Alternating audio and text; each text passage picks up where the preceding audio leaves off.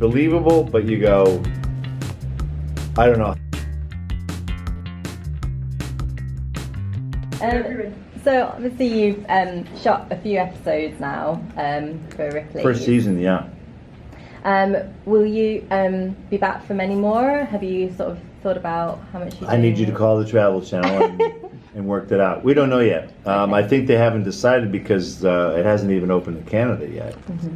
So I don't think you make those decisions until you figure out how it's going to play everywhere. And how did you get this hosting gig? Because it's obviously not something that you'd usually sort of do.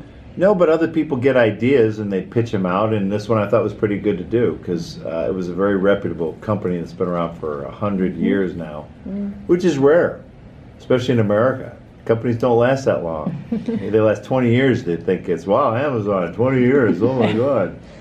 Fan Expo, 25 years. Yeah. 25 years, yeah. That is impressive, though. That's a quarter century. But, you know, Ripley's is kicking your ass, too. But it's... So that's why I thought it was worth exploring, and I followed Ripley's. I read the books and then watched the TV shows, and I knew exactly what was going on. Is there something, obviously they have their section which is the props from movies and film. Is there something from one of your movies that you would love to see in the Ripley's exhibit one day? Yes. Yeah, they should have some stuff in Ripley's. But Ripley's is kind of, unless it's amazing, they won't have it. That's the thing. It's not. They don't just play the history game. It's got to be amazing. It has to be a strange animal, a strange device, something unique that's never been done before. So yeah, that's what makes their collection cool. Absolutely. Will you be revisiting any of the ones that were previously covered, or like kind of a look back? I think over time they'll have to do everything to choke the airwaves of material. You know, if you get 3-4 seasons into something, you have to get clever. But the thing that this first season showed me is how many stories there actually are. We did 60 stories for the first season alone. So can you imagine over 3-4 years? That's a lot of stories. But it shows you it's a big world out there, and there's a lot of crazy stuff going on. We're just playing. I feel like we're playing catch up. Any examples that you can give us from those 60? No. No, because it's silly to single anything out, but they are amazing. The show is higher quality than I had hoped for. Because you never know when you get involved in something. Is it going to be something they slap together, or do they care about it? So as an executive producer, it was important I thought on my part, to work on the tone, so we treat these people with respect. Because none of them are normal. Normal, as in our traditional normal. But that's what's cool about the show. And do we get to see you kind of going out and about on location, or are you really No, I'm in the studio warehouse? guy. I tie it all together. The crew goes out and films the folks, but they film themselves a lot. We're using their footage half the time. Everyone has a camera like you. They're all running around filming their exploits. You know, we found some of these people on YouTube. You know, they have their own channel. So it's easier nowadays to find them than it was 10 years ago. Right. Type in weird shit. Stuff comes up. Would you ever like to travel in the future with the show? I travel enough. Yeah. The last 3 years, I think it was 35 cities, 40 cities. I'm like, I'm only 25 cities this year. I'm getting off easy this year. Only 25. Yeah. So the show's Believe It or Not, is there anything that you've come across that you just do not believe? I believe it. But it is amazing.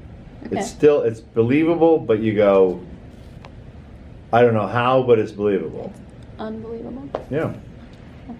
And I was wondering, because one of the exhibits that Ripley's is famous for is the hairball. Have you contributed? The who? The hairball. The hairball. giant hairball. Have you contributed? What are you a lock supposed to of do? hair? Supposed to give a lock of hair. Ah, screw that. I got enough hair. I'll bring my cat by and give it a fur ball.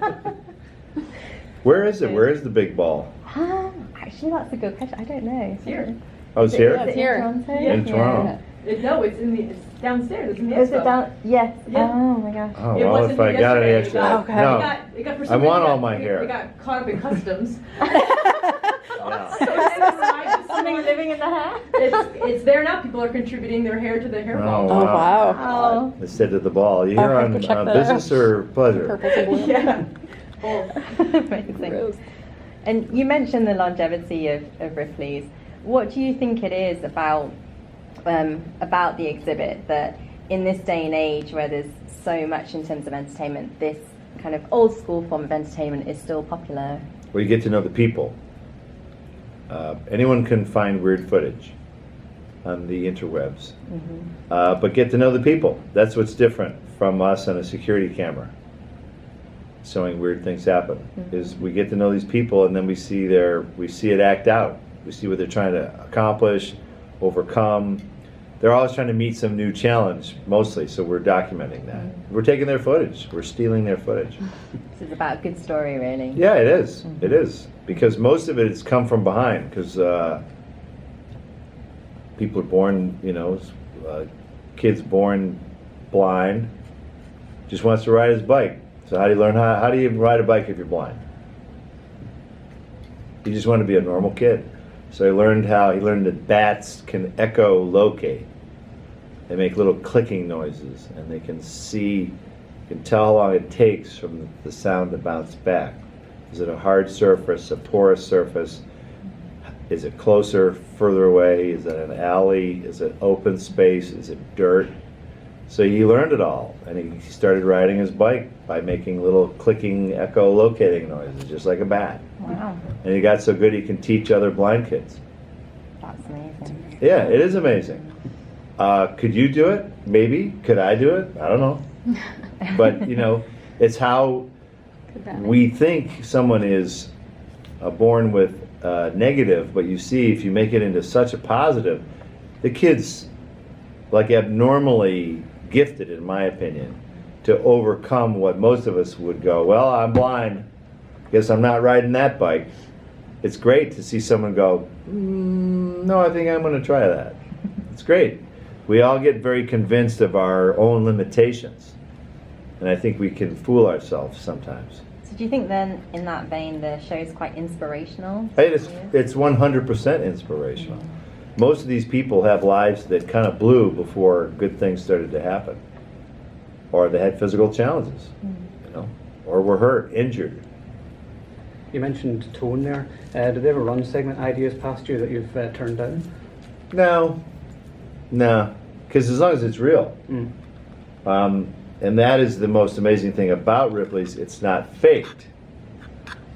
So we move kind of beyond the reality show aspect. Reality shows are manipulated. Every single aspect of The Bachelor, every aspect is manipulated, no matter what you think. It's producers behind the scenes, pulling the strings, figuring out who would be the most entertaining to put together. We don't do that. Everything you see is completely real. If a guy says he can cut an Oreo cookie in half in the middle of the air through the cream, sideways, he can do it. Verified. Yeah. And we have a bunch of Ripleys. It's not Ripley's, sorry. We have the world's records. We have the Guinness World Records folks doing stuff too. Oh, okay. So there's there's a lot to look at. Yeah. You came here a couple years ago. Oh, sorry. No. You came here a couple years ago doing Last Man Standing. What have you brought over or learned from Last Man Standing that helped you host, or what did you really have to change? I learned that people don't need that show. Otherwise, we'd have the show on the air by now. Sometimes it just takes a while to learn things. It was fine. We had fun, but we tried to pitch it as a TV show, and nobody wanted it. Because I think they don't want two white middle-aged guys running around acting like your crazy uncle. But it's when we realized we're a little past our demographic. It was good in the 90s. Yeah, it would have been great in the 90s probably. But yeah, so it's fine. Was there anything in the Ripley's Warehouse that you were excited to see, that you're most looking forward to seeing? No, because I don't know what they have. I'd love to see the inventory. I'm sure there's stuff in there that's more amazing than you would think of. It'd be fun to do some shows where you just get the crates, get the crowbar. Yeah. What's in this one? Yeah, let's start to get the curator. Come on, let's show us some stuff and tell the stories behind them. Because they wouldn't have it in the museum if it wasn't amazing.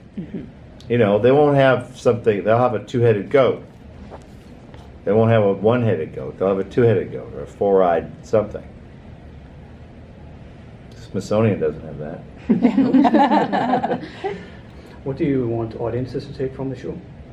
Just a positive experience.